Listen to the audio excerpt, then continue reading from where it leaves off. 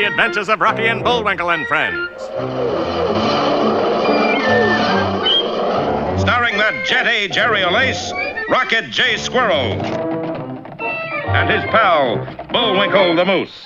Hi, glad to see you again. Likewise. We got some great things on the show today. Like what? Like what? Well, you ought to know, Bullwinkle. You're in some of them. Well, let's get started.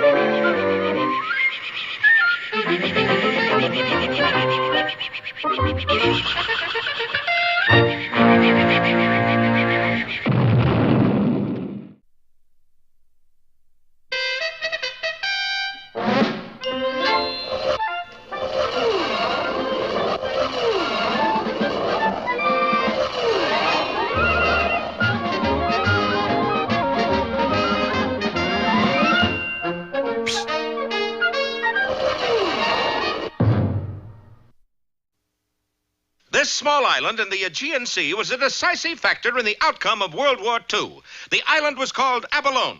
On July 22nd, 1943, 5 gigantic cannons were brought to the island. It wasn't long before they were bombarding every spot on the globe, generally causing a terrible nuisance. What you're about to see is an account of how these fearsome leviathans were silenced. This is the story of the Guns of Abalone. Send Captain Schneider in here. I am Captain Schneider, General. Well, you certainly got here fast. Schneider, form a group of commandos and destroy those guns the narrator was talking about. To hear is to obey. Thus came about the formation of Schneider's Raiders. To make a short story even shorter, Schneider's Raiders accomplished what they set out to do. The Guns of Abalone were silenced, but not forever. 18 years later, a reunion was held on the second floor of a one-store building. Captain Schneider, older and wiser, proposed a toast to his comrades. So drink, chug-a-lug, chug-a-lug, chug-a-lug. So drink, chug-a-lug. Include me out, Captain. What's wrong, Crenshaw? Are you driving tonight? No, it's them headlines in the paper. And there in black pica were the words, Guns of Abalone, renew firing. The paper's wrong. The paper was right. A worldwide appeal was launched for volunteers to destroy the cannons once and for all. Alas, not one volunteer stepped forward. Hokey smoke, Bullwinkle. We're out of milk. One of us has got to run down to the store. Leave it to me, Rock. I'll go. Wouldn't you know it, those last two words, I'll go, were overheard by a newspaper reporter who relayed them to his editor, who relayed them to a linotype machine, who relayed them to page 1 of the Frostbite Falls Flyer. Read all about it. Bullwinkle says he'll go. Is it true, Bullwinkle? You're going to Abalone? Oh, I never shop at Abalone's. Too crowded, you know. I always buy my groceries at the J&T. You don't understand, Bullwinkle. Somehow or other, when you said you'd go, everyone assumed you'd volunteer to go to an island in the Aegean Sea. What's wrong with the milk in this country? It took Rocky the better part of the night to explain what had happened. In fact, he was still explaining aboard a jet airliner bound for Europe. And if those cannons aren't taken care of, they could blow up the world. What's that got to do with the price of milk? We've nothing better to do, so let's jump ahead of our heroes to their eventual destination. Now, the island of Abalone isn't very large, yet the cannons are not easily discernible. That's because they are camouflaged. You see that small building with the 5 smokestacks? Well, those smokestacks are in reality smokestacks. The cannons are on the other side of the island, disguised as trees. Whoops, there they go. Oh, boy, Boris, those things make loud booms. You think this loud? Wait till world gets ransom note. Then you hear noise. I'm going to say, world, Boris will blow you up unless you give to me moose named Bullwinkle and squirrel named Rocky. For why you let those two bug you? Because, Natasha, I promised someone I rid hemisphere of all goodies. Who you promise? Me. Here, take shell and load number 1 canyon. Yes, those two ne'er-do-wells, Boris Badenov and Natasha Fatal, were responsible for reactivating the Guns of Abalone. Who we aim for this time, darling? Oh, we take potluck. And the shell arched its way up into the sky, then took off on a straight line for the airplane carrying our heroes. And that's one of the few straight lines in the show. Will it be a direct hit? Will the real Bullwinkle stand up? Don't miss Falling Stars, or Only a Plumber Should Plummet.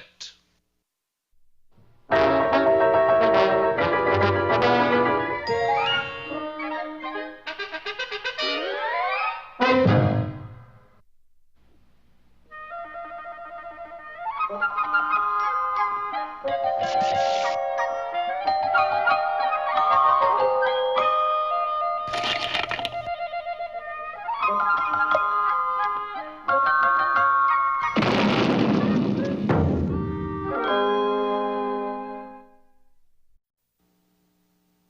was once thought that taking the long count meant that someone had lost a boxing match. In the kingdom of Withering Heights, however, taking the long count simply meant that the very tall Count Basil had been swindled again. The poor count was an easy dupe for any charlatan he chanced to meet. Psst. Hey, Bud, how would you like to buy a stable of racing chickens? Racing chickens? Nobody races chickens. I know. You'll be the only one in the world. That way you'll never lose a race. Say, that's right. I'll take it. Then again, that same morning... I'll bet you 1,000 to 1 you can't jump over 4 Mile Canyon. I'll hold the stakes. Of course, even the count knew that he couldn't make it, but at 1,000 to 1, he couldn't resist the odds. This went on year after year, and finally, there came a day when the poor count had nothing left to be swindled out of. His castle was repossessed, his riches were gone, he even had to give up his stable of racing chickens. Oh, I really hate to see those chickens go, especially the trotters. Penniless and in rags, the count was forced to become a lowly wood chopper so that he could earn enough to buy bread and cheese. A lowly wood breaker, to be exact, old boy. You see, I can't even afford to buy a ruddy axe. Then, one morning, as he was going off through the forest to his daily task, he saw a beautiful bird. A sapsucker, I believe, with one of its wings caught in the branch of a tree. I'm what you might say a sap and sucker myself. Going to the branch, he released the tiny bird, whereupon it fluttered into the air, circled several times, and then, landing on his head, laid an egg in his hat. And with a cheery song, he flew away into the clouds. I say, how nice. He quickly made a fire and prepared to cook the egg, but, to his amazement, when he opened the egg, a gold coin fell out. By Jove, what a generous and talented bird. It was several days later, while making his usual trip into the woods, that he heard a familiar sound, and there, in the same tree, he saw the same bird caught on the same limb. My word. Once again, he released the bird, and just as before, it fluttered into the air, circled several times, landed on his head, laid an egg in his hat, and flew off into the sky. Quickly taking the egg, the count broke it open, and this time, 2 gold coins fell out. Champion! A double yoker! Thank heaven for little birds! The count had 2 gold coins, but not for long. Less than 2 hours later, a fast-talking rogue had the coins, and the count had a deed to the Atlantic Ocean. Now, well, don't laugh. This might turn out to be a good investment someday. Well, back to the tree. Yes, but when he arrived, the little bird was not there. I wonder what could be keeping the little beggar. Oh, yes, here he is. And this time, the count was taking no chances. Instead of setting the bird free, he took it with him. I shall never let you out of my sight again. And for the next 6 months, the bird laid eggs in the hat, and the count counted coins. 1,000,002, 1,000,003, 1,000,004, 1,000,000... What's this? An Indian head penny? Ooh. See, here we'll have none of that. The marvelous little bird was able to lay eggs full of gold coins faster than the count could be swindled out of them. So it was no time at all before the count was richer than he'd ever been before. He was able to buy fine castles. I'll take 2. They're small. Had all of his clothes made from the most expensive material. Let's see, that's 700 gold shirts, 600 silver sneakers, and 1,000 satin socks, right? Quite. And don't forget the mink middies, okay? He had everything he could wish for. He even bought back his stable of racing chickens. Rich and famous, he was the envy of every fair maiden in the kingdom, and, choosing the fairest and the most beautiful of all, he was married. Dearest, I have a gift for you. Oh, how nice. What is it? It's the thing I treasure most. Me. No, seriously. This tiny bird to whom I owe everything. A sapsucker. Oh, how nice. His wife took the bird and was very pleased. It seemed as though the count was most certainly destined to live happily ever after. But that very afternoon, tragedy struck. Extra, extra! Read all about it! Here, boy. Paper. And when he read the headlines... Snow White eats poison apple.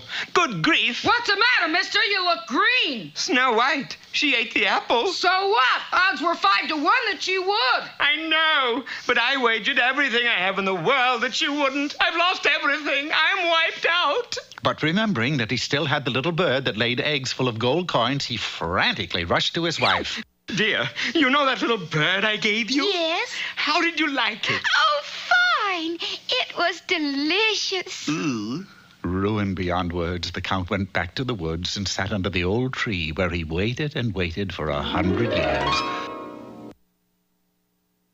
But from that day to this, no one has ever found another sapsucker that laid eggs full of gold coins.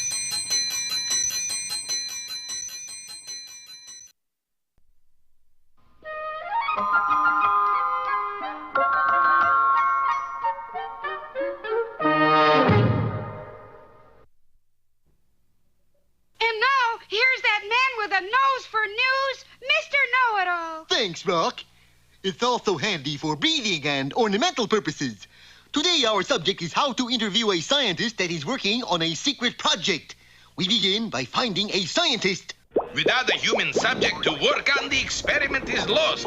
But who would be stupid enough? Pardon me, sir, but are you a scientist? Point 2 is to be subtle about getting to the subject of his project. If the project is secret, he may be reluctant to tell you. You doing anything interesting lately? Certainly. Sit right here and I'll tell you all about it. Let's see. Say, you mind if I ask you about your personal habits, problems, hobbies, and... Certainly not. I just love to put this electronic ball on Moose's heads. It's a habit, a problem, and a hobby. Fine. Now what about pets? I'm glad you asked. My pet? Let's just put him here and put a nice ball on his head just like the one on yours. There. Oh, yes. Is your current project related to the rocket field? No. Is your current project related to the atomic field? No. Well, what's the current then? The current. I want the current. Gosh, Mr. Know-It-All, what happened? Now, how will you remember what the scientist is working on? Oh, I can remember, Rock. I'm almost certain it is a brain transfer machine.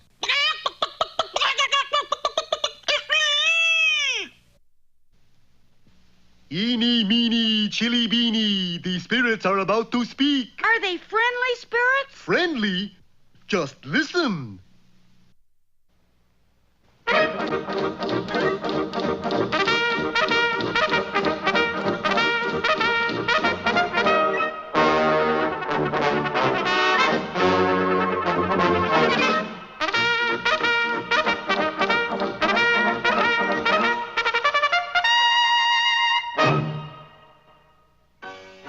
A secret project was under construction on the mountain directly above the RCMP camp. And one day, Inspector Fenwick saw a sign that read... Top secret. That means whatever's going on is a top secret program. Well, no one's going to violate top secret security while I'm Inspector. Send in Dudley Do-Right of the Mounties at once. Dudley Do-Right of the Mounties reporting, sir. Do-Right, undoubtedly you've noticed the activity that's going on directly above our camp. Well, I happen to know that it's top secret. Could you speak up, sir? Top secret! Confound you, Do-Right, keep your ears open. If this project were to be known to certain villainous types, the whole program would be for nothing. What is the project, sir? I don't know, Dudley. All I know is that it is top secret. Mum's the word, sir. What's the word, Dudley? Mum, sir.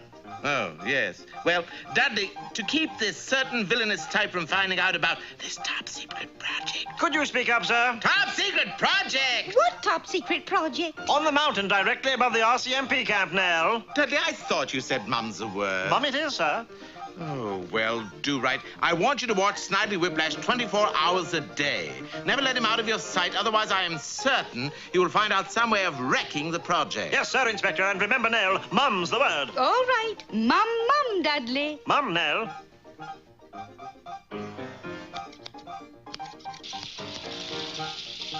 There you are, sir, all finished. Thank you, Baba. Sorry to keep you waiting, sir. But you don't understand. Hey, patient, eh? Well, this ain't gonna take long. There, now, that didn't take long. Confound it, I've got to keep my eye on that man because Mum is the word. That'll be $1.20, please. No tip. That was delicious, waiter. Check, please. The check, sir? What's that? Oh, the check. But you see, I must follow that man because, well, I can't tell you because Mum is the word. I see. Mum, huh? Well, I won't tell a soul. Just pay the check. But you don't understand. I haven't any money. You are letting arch-villain Snidely Whiplash get away. Of course I'm letting him get away. He paid his check. Dudley? Dudley, I don't mind you picking up a little extra money, but not on mounted time. You were supposed to be watching arch-villain Snidely Whiplash, not freelancing dishwashing. But, sir... Quick, Do-Right, follow that man. Is that an order, sir? That's an order, Do-Right. All right, what happened to the guy who couldn't pay his check? Oh, you mean Dudley? Well, he's following his man. Well, that doesn't get the dishes done, now does it? Dishes? Yeah, somebody gotta finish those dishes to pay for his check. Do you have anyone in mind? Yeah. You. And I had a feeling he was going to say that. Dudley Do-Right followed his man. No underworld dive could hide the elusive Snidely Whiplash from the Hawkeye's Hawkeye Do-Right of the Mounties. Gee, Inspector, where did you get those rough red hands? You should know, Dudley. At least if you don't pay your check, find a restaurant that uses soft detergent. I'm sorry, Inspector. Have you been keeping an eye on Snidely? He's right over there, Inspector, eating a candied apple. Well, he was over there. That's funny. Dudley, if I've washed those 3,041 dishes and you've lost Snidely Whiplash, I'm going to drum you out of the force. I see him, Inspector. Where is he, Dudley? He's over there by the taffy pole. Well, stick to him, man. Stick to him like glue. And that's exactly what Dudley did. He stuck to Snidely like taffy. Finally, the big day arrived. The top secret project was finished, and at 3 o'clock was to be unveiled. I want to tell you, Do-Right, you've done a splendid job in keeping an eye on Whiplash. I know you'll feel proud when the top secret project is unveiled to know that you had an important part in it. It's 3 o'clock, sir. Confounded Do-Right, it's all your fault. How can we function when arch-villain Snidely Whiplash is leering down on us like that? What I can't understand is how he had the time to carve a big face like that. I've been with him all the time. Well, I don't know how he did it, but I know one thing. You are going to climb up there and erase that big face, Do-Right, and I'm the double. For days and days, Dudley worked on the mountain. Then one day, it was finished. Inspector, I did it. Good work, Dudley. Is the face completely erased? Better than that, Inspector. Look!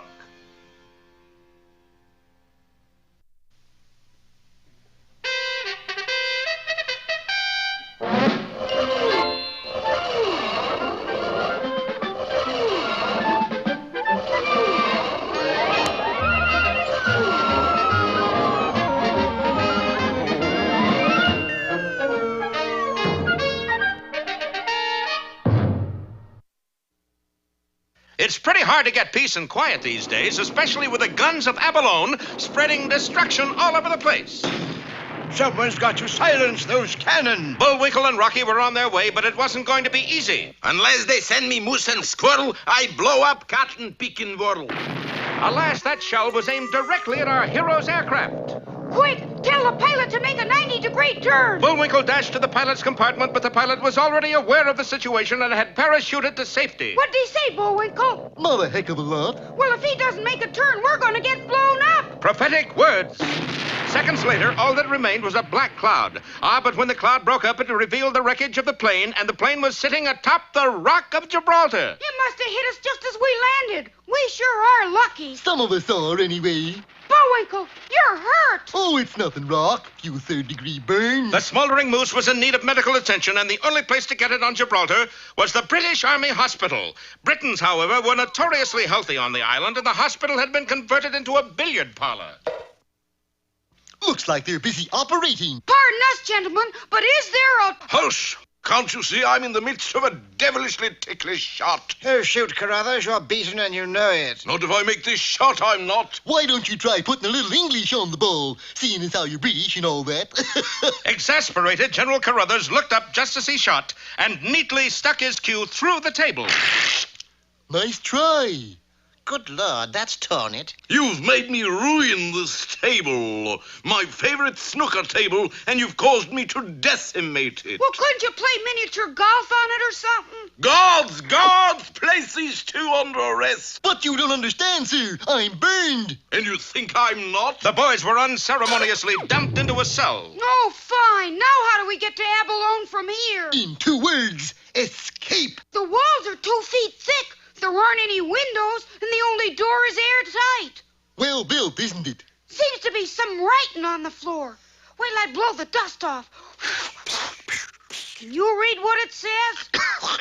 Not too well, no. Monte Cristo was here. Hey, do you know what that means? Yeah, some guy was in here making sandwiches. No, the Count of Monte Cristo must have been imprisoned in this cell, and he got out. Said so in the book. How long did it take him? About 200 pages. Well, we better hurry. I think we're on our last chapter. Working feverishly, Rocky and Bullwinkle dug with their hands, attempting to discover a secret passage. Their efforts were soon rewarded. That stone swings out. Leave us swing out, too. Into a passage they went, but due to the darkness, there was no way of knowing where it led. Hey, I feel cool air blowing on me. You know what that means? It means I'm breathing down your neck. No, it means that we're approaching the entrance to this tunnel. Oh, shucks. I was hoping it'd be an exit. Bullwinkle, I think we're outside. Well, strike a match for freedom, Rock. And just like that, they were bathed in light. Those are some matches you have. It wasn't a match, but a row of searchlights that provided the sudden illumination. And beside them stood a firing squad. The penalty for escape is instant liquidation. Sorry. Prepare to volley, chaps. Uh-oh. Is this to be our hero's swan song? Don't miss I'm Out of Bullets or Pour Me Another Shot.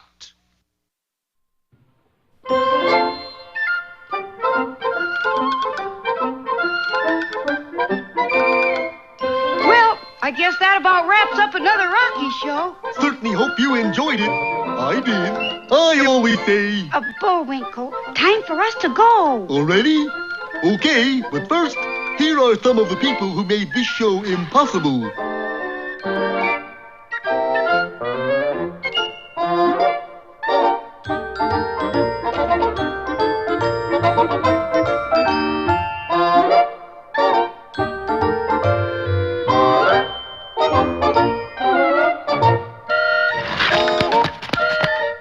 That's not all. The fingers get tired.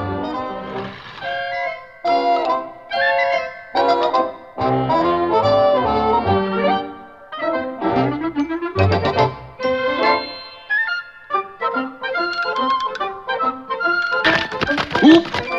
Got away from me again. Well, see you next time. Ready, Bullwinkle? Alley! Oop!